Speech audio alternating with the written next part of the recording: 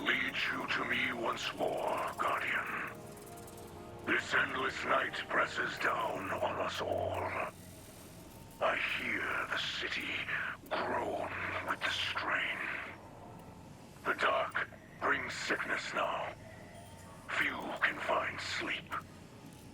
The people hear of your triumphs against the Vex, but they see only dark skies above. They are being bent, and some may break. I will aid if I can. I will not be proud, but let the citizens see that we are suffering with them. I have faith they will see us for who we are. The light always shines through in the end. But for now, the work must begin again. Go.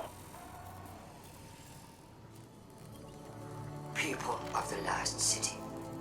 The Vanguard protects us from enemies outside our walls. But did you know they also protect us from information? Did you know that the Fallen unleashed the Vex on Europa? That they corrupt our Guardians with the poison gift of stasis, tempting them to wield the darkness. These same Fallen are now inside our city, at the invitation of the Vanguard. Ikora Rain knows all this, and more. Her hidden spies report as much. Yet she continues to support these false alliances over her own people. Whether her lies are born of malice or incompetence matters not.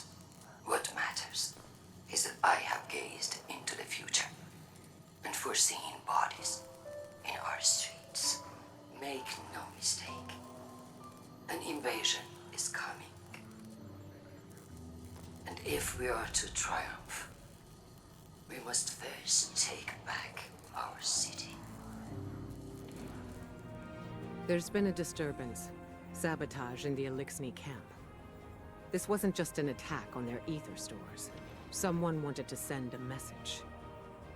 Our citizens forget who they were before they found the safety of the city's walls. It's easy to mistake change as the front line of a battlefield. But this is a time for level heads and compassion. Saint 14 is already en route to investigate. I trust him, but he is torn between duty and doubt. And Lakshmi? The Vanguard has tolerated her broadcasts, as Zavala doesn't believe it's our place to interfere in civilian politics. I see now that was a mistake. We can't allow anyone to jeopardize our alliance with the House of Light, no matter their motives. Our citizens must see that the Elixni are people, just like them. Get down there. Be the calm the city needs. Hear out grievances and keep tensions low, while I root out the perpetrators. It's time that Lakshmi and I had a little talk. You see what was done. Our ether tanks smashed. Our supplies stolen. Our home defaced. I cannot find any witnesses. This is not surprising. The locals have been under enormous pressure. You're lucky it was not worse. This destruction helps no one but the Vex. Please, instead of teaching your people to fear us, tell them the truth. The truth is that your kind has preyed upon us for as long as we can remember. There's nothing I can say that will make them forget. House Light has never raised arms against humanity. Your houses and titles are layers of politics. You're still fallen. You promised us your protection. And you've had it. We allowed your brood to squat and chitter here in our city. But still, the Vex simulation persists. If you're displeased with how you have been treated for your failure, then I suggest you camp elsewhere. Your people destroyed what little we possessed. Now we have nothing. Nowhere to go. Humanity faced a challenge like that once. We banded together and built a city with walls to keep our enemies outside, where they belong.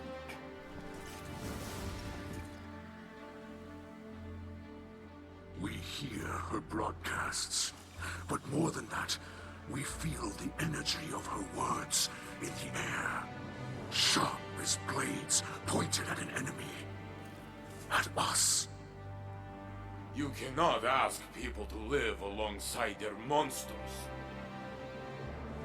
Listen to me now, Saint. Let me tell you something about monsters. Once, in a city grander even than yours, we prospered. But it did not last. Our great machine abandoned us. And when we pursued it, you sent something back. A creature fueled by hatred. It tore through our great houses like they were nothing. And then it came for the rest of us. Nowhere was safe from its insatiable rage. In its eyes, even the most innocent of Lakshmi were still fallen. It could die, but it would not stay dead. It would shake off the rot and rise again. And if it caught you in its crushing embrace, impaled you on its ragged crest, dragged you screaming into its foul shell, none live to speak of these horrors. It called itself the Saint. My people must now see the creature every day. It sees us.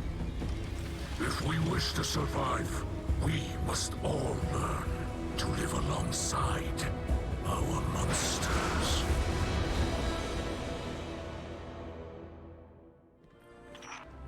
This sharing of hatred, as my father would say, is disappointing but not unexpected.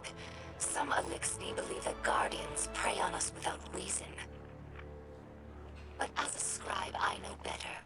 The accusations Lakshmi makes against us are mostly true. Lakshmi have raided the last city for centuries. They were driven not only by desperation, but by unspoken resentment at the great machine's abandonment. Every Kell since the Whirlwind has tried to unify Lakshmi in opposition to humanity. This warlike mentality has been a weakness. The House of Light tries to unify Lakshmi with humanity, not against them. And this is how we are received. I believe this is the war strategy humans call poisoning the town well. Luckily, we have enough ether reserves to last until repairs are made. But this is a worrying sign. When Ikora Ray offered us refuge, we assumed she had the authority to do so. But the longer we stay here, the more we wonder if anyone is in charge of this city. Your leaders do not seem to have the loyalty of the people. This instability puts Mithrax Kell in a difficult position. Many in our house were against coming here, but they trusted my father's judgment. Now, his messages of tolerance and forgiveness appear naive. Perhaps this was the attacker's goal.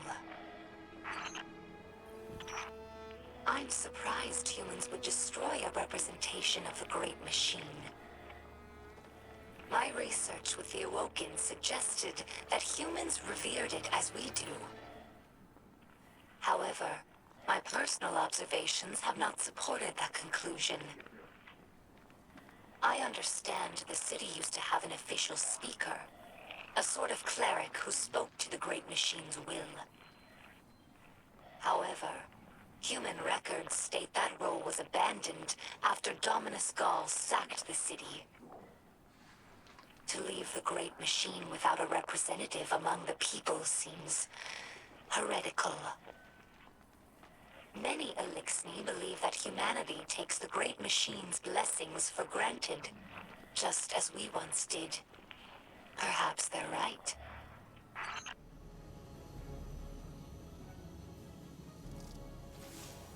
Guardian, I regret you had to witness my outburst earlier with the fallen leader.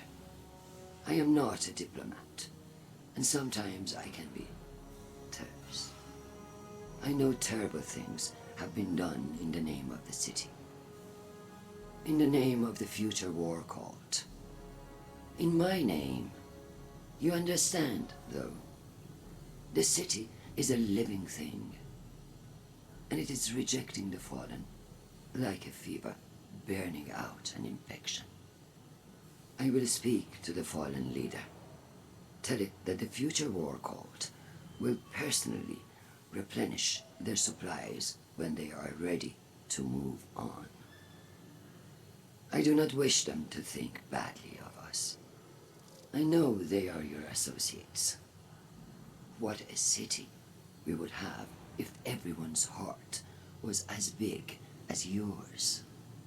Have you heard the song of the people echoing through the city? Rise up as one, march toward the sun. The words of people reaching for dawn in this endless night. People who have still not given up hope. Neither have I. And if you were wondering, this was not the conflict I have foreseen. No. That will come later. Unless I can stop it. I have no words left to speak. Lakshmi too. The saint. I do not know if I reached them. In truth, I do not know if I even reach you. The darkness of this night weighs on me more than any other. Know this. I will not stop fighting for those in this city. Even those who did this. The light passes through us all. We focus it through the prism of our will. Those who attacked us were blinded by fear, poisoned by venomous words. They were focused badly, bent badly. But they are not truly our enemies. We will not seek vengeance. We are not the monsters some believe us to be. Walking the path of the light takes strength. That is what we will remember tonight, as fear and hunger gnaw at us. As our hatchlings sleep in ashes.